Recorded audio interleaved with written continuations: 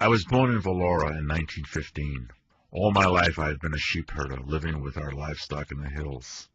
In Valora we had many Jewish families who were longtime members of our community. If the Germans killed one Albanian, we felt the right to kill 100 Germans. The Germans were looking for Jews whom they said they would burn alive with gasoline as Christ killers. Yaakov Solomon acted as the rabbi of the Jewish community. I took Yaakov and his family with horses at night into the hills and hid them in a barn. We sheltered parts of the Solomon family for 6 months. I remember Yaakov taking me to a tree where he had hidden 10 gold coins. He offered them to me, but I refused. Jews and Muslims are cousins. We both bury our dead in coffins. I drained my glass of raki to honor all my Jewish friends. Bessa came from the Quran. To live a life is to save a life and to go to paradise.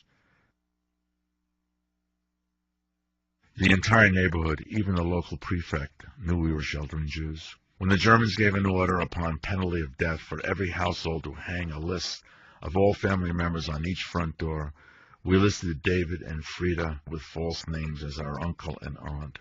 We lived day to day as one family. In 1945, David and Frida left and we lost all contact. In 1946, the communists arrested our father and he spent 30 years as a political prisoner. We all survived with great difficulty. Our father died in 1985. We finally got our house back in 1991. My father gave us an order. If there is a knock on the door, take responsibility. Our father was a milkman. During the German occupation, the proprietor of a store told him about some Jews who needed help. We hid them all for 18 months. Then our father arranged false passports. We think they eventually made it to America. The Zubin family left behind a radio, a cabinet, and this sewing machine. We sheltered a ship's captain who left us a gift of these seashells. Since the war, we have lost all contact with the people we sheltered. We are religious Muslims. Our family has never sought recognition for saving Jews. To do good is to get good from God. We are from Skodra. My husband owned a printing company, a food oil company, and a soap manufacturing company. We owned 2 large homes with servants. Everyone in Skodra knew of my husband and his generosity. My husband hid many Jews in and around Skodra, and he organized other hiding places. He secretly drove Jewish families to our country home high in the mountains. He also arranged for Jewish families to travel across the sea by ferry to safety. There were so many he helped, I do not remember their names. After the war, we lost everything to the communists, even our food stamps. My husband was arrested and spent 3 years at hard labor. He died in 1957. Our former house still stands empty and abandoned in Skodra. Julia Pogu.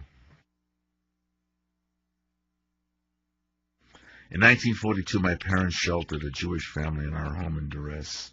They were the Gershmans, father, mother, and daughter, from Hamburg, Germany. They had sought asylum in Albania after Kristallnacht. My mother was a German. Once in duress, the Gestapo cordoned off the streets and searched with dogs for Jews.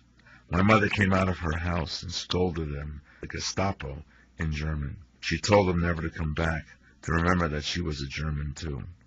The Gestapo left. My father was arrested in 1944. In 1945, the communists killed him. Since the fall of the communists, we have made contact with the daughter, now Joanna Newman, who lives in America. Joanna gave written testimony of her family's rescue, and my parents were recognized by Yad Vashem as righteous amongst nations. Edip Pilko. We met with Shaban Kuchi in Tirana. He was quite a guy. Those medals he's wearing are the medals that were awarded him as a partisan and a communist in World War II. Incidentally, he is also a Muslim, and he sees no problem being a communist and a Muslim. He was very animated. He told us about the families that they sheltered in his father's village, but he brought them into Tirana, and he gave us negatives of pictures where they were walking in the streets of Tirana. He didn't give a damn.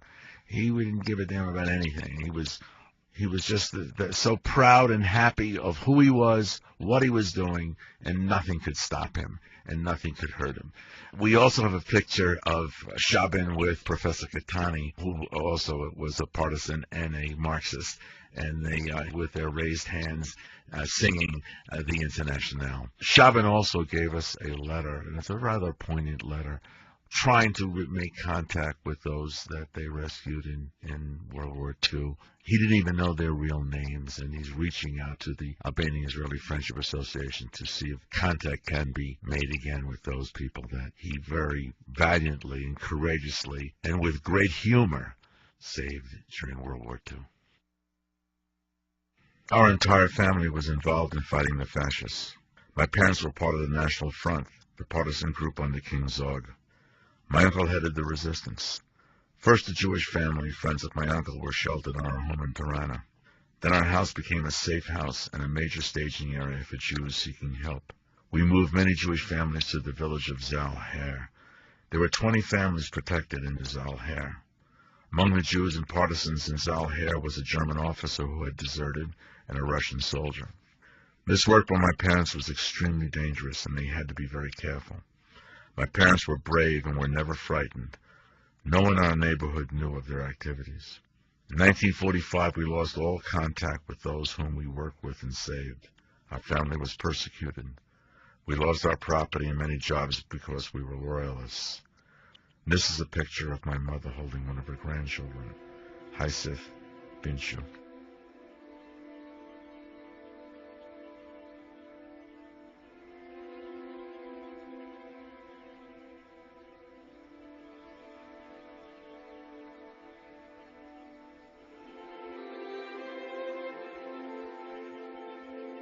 These portraits of what I did and the profiles that I have read are somewhat bittersweet. There are so many other stories that we don't know about, of so many heroic people in Albania that rescued Jews, that these stories are missing, they're gone because of the 60 years and because of the terrible 50-some-odd years of communism. I don't know if there is an end to this story. I only know that there are wonderful people in the world, and I choose to look at those and honor those wonderful people as opposed to chronicling war. This is visceral in me. This is important to me, and I hope it is important to the rest of the world to know that there are so many good people in the world.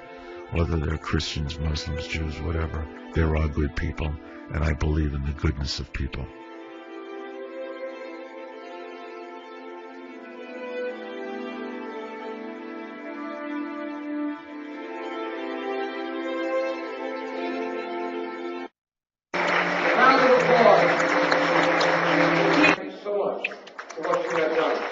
For the Albanian people and for the world. Thank you.